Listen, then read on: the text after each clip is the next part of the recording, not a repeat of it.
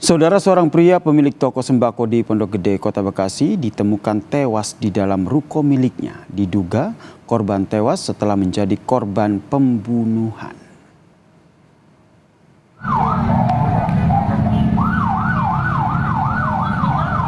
Alex, pemilik ruko yang menjual sembako di Bekasi ini, saudara, ditemukan tewas di dalam ruko miliknya. Menurut warga, kematian korban terungkap setelah korban tidak menjawab panggilan telepon istrinya.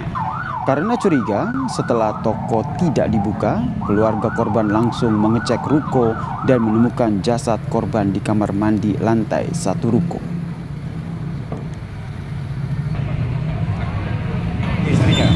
Oh, dari istrinya. Iya, ada telepon ke sini dulu, kok nggak diangkat-angkat, ditelepon.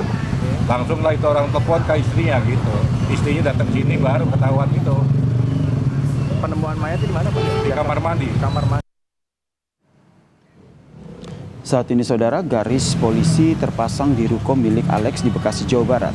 Korban ditemukan tewas di lantai 1 pada Sabtu kemarin. Korban diduga menjadi korban pembunuhan karena ditemukan berkas bercak darah dan juga jasad korban tertumpuk kardus. Informasi terkini kita bergabung dengan jurnalis Kompas TV Fredriska Ananda dan juga juru kamera Gahniar. Selamat petang, Fredriska. Apakah sudah dipastikan jika tewasnya korban ini akibat pembunuhan?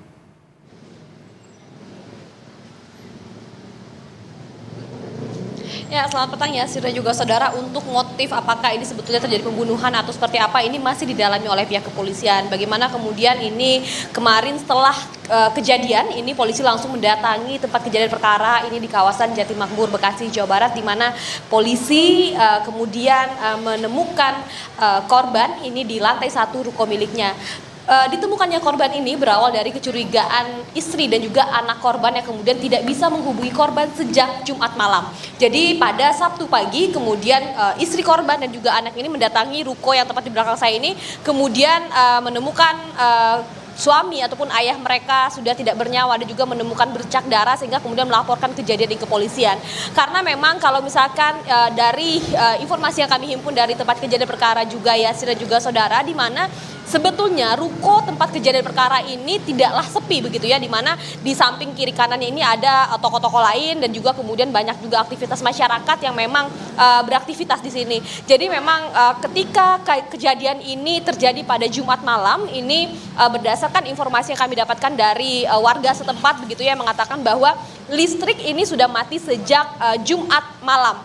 Jadi memang di sini patut juga didalami oleh kepolisian apakah ada unsur kesengajaan, unsur pidana. Karena kalau dari informasi yang kami dapatkan, polisi sudah mendatangi TKP, sudah melakukan pemeriksaan dan juga memburu kemungkinan pelaku begitu ya. Namun hingga saat ini polisi belum melakukan rilis apakah sudah mengidentifikasi pelaku ataupun ada orang-orang yang dicurigai ataupun tersangka. Ini masih kita dalami lagi. Jadi memang kita masih menunggu pihak kepolisian bagaimana kemudian temuan mereka hingga saat ini, dan kemudian kita juga akan nantikan bagaimana nanti konferensi persnya dan juga reka adegan ketika kejadian ini terjadi seperti apa ya, Sir. Kemudian sudah ada informasi terkait dengan olah TKP?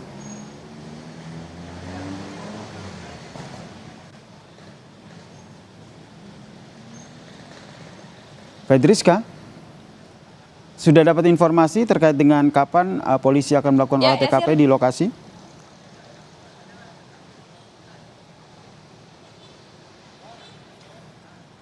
Untuk hal tersebut ini masih juga kami mencoba konfirmasi ke pihak kepolisian ya, Sir dan juga saudara. Namun informasi yang kami dapat sampaikan sementara ini masih informasi yang dapat kami himpun dari saksi-saksi ataupun masyarakat yang kemudian beraktivitas di daerah sini ataupun di TKP ini. Karena memang dikatakan bahwa korban ini merupakan pribadi yang dikenal baik, pribadi yang kemudian sering membantu begitu ya. Jadi memang dari masyarakat ini sebetulnya sangat kenal baik dengan korban ini. Namun apakah ini ada indikasi kesengajaan ataupun tindak pidana, ini belum kita bisa pastikan. Kita harus mencoba mengkonfirmasi hal ini kepada kepolisian ya, Sir.